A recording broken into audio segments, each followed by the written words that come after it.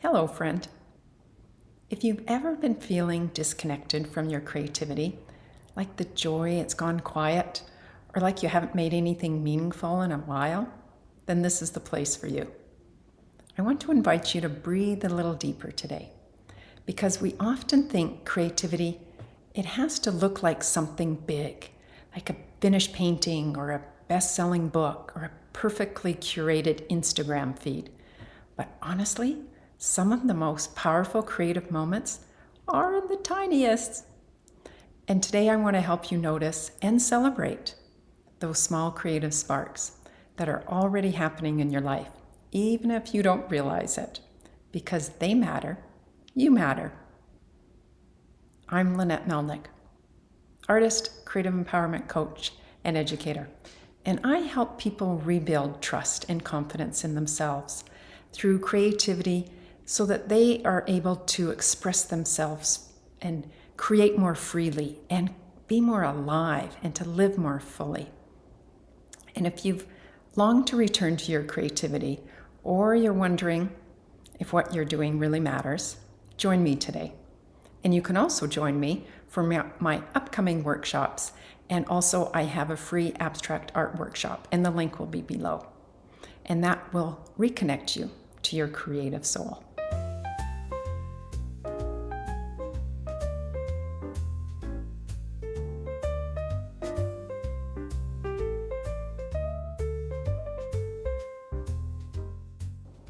Let's start by letting go of the idea that creativity, it's only for artists, or it has to be productive or impressive.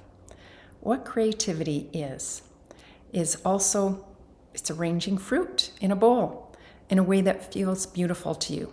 Could be arranging flowers, could be baking the bread that you love, especially the smell of fresh bread. It could be humming a tune that you've made up, or throwing a scarf on that just makes you feel extra beautiful and it makes you smile. Could be cooking dinner without a recipe and that you just do it by instinct. Or maybe it's taking a photo of shadows on the wall or the way that the light hits your coffee mug in the morning, just in that beautiful time of day. And these are all acts of presence, of intuition, of noticing. And that is creativity in its purest form. When we release all the pressure to perform, creativity becomes something else entirely. It's like medicine for us. These small acts, they bring us back to ourselves, and they remind us that we are just more than our to-do lists or should-do lists, more than our productivity. And I want you to list what these moments can offer you. It could be a tiny spark of joy in your day. It can be a moment of presence in a busy day if you slow down and you create and you do something that you love. It can be a little dose of self-trust. I can make something, even if it's just for me, and that gives you more trust and more confidence. It can be proof that you are still creative, even if you're not producing something big and impressive and a finished piece. It's not about the output. It's about the aliveness and that little flicker of excitement when you create something that you just love, and just because, that's the gold. That's the gold in the moment that we're looking for. And I'll share a quick story. The other day, I was rearranging some books in my studio, and I found an old notebook. I forgot completely about it. And I had put dried flowers in it.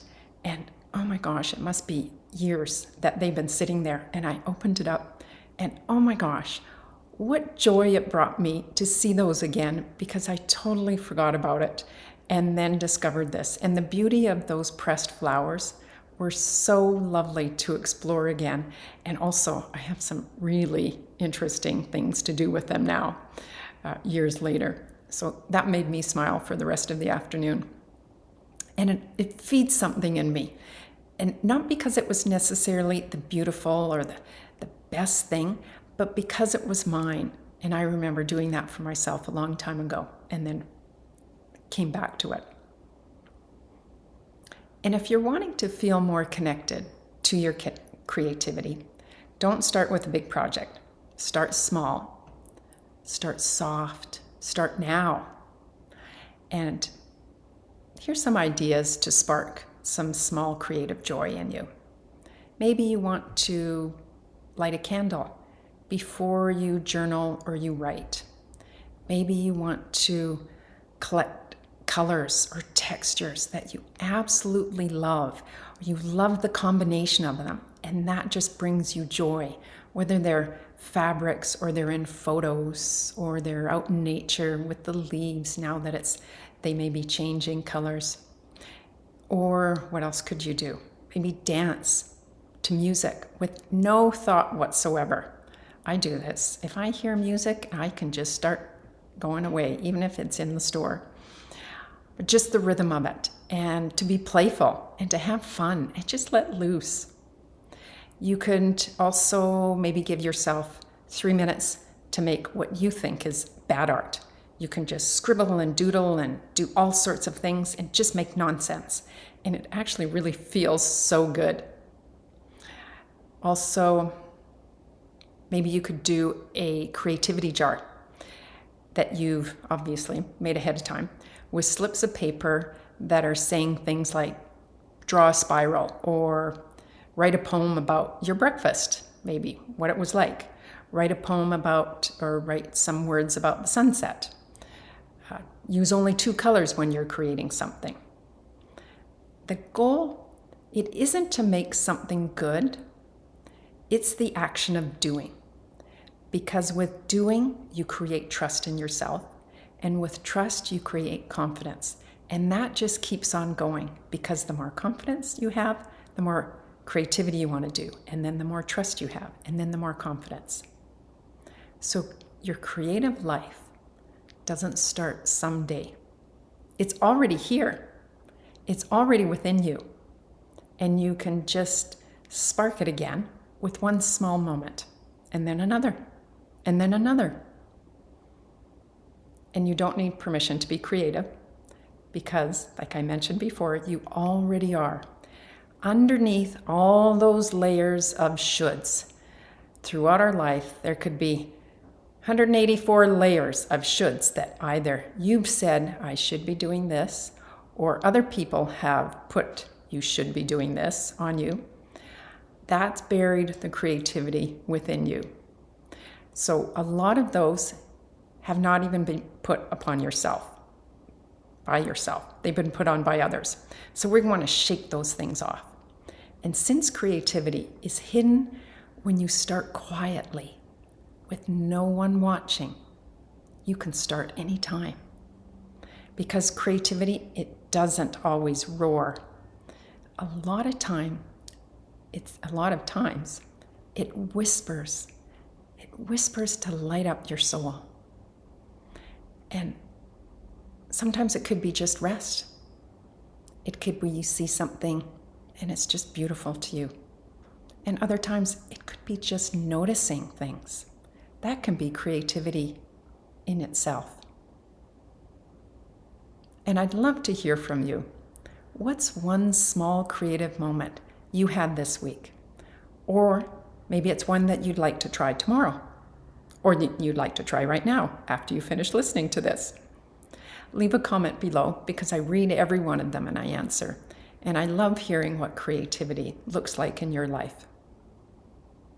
And if you're craving support on your creative path, whether you're feeling stuck or overwhelmed or just needing someone to remind you of your own voice, I offer free clarity calls. And there's no pressure for these. It's just a cozy chat, one-on-one with the 2 of us to find out what's holding you back and maybe some steps that you can do to find out what you've been longing for. And that link, it's below if you feel like your heart is saying yes to that. And remember to share this with someone that you think really needs to hear it. and like and subscribe. And also join my newsletter for more information about upcoming workshops and happenings that I have going on. Until next time, thanks so much for being here.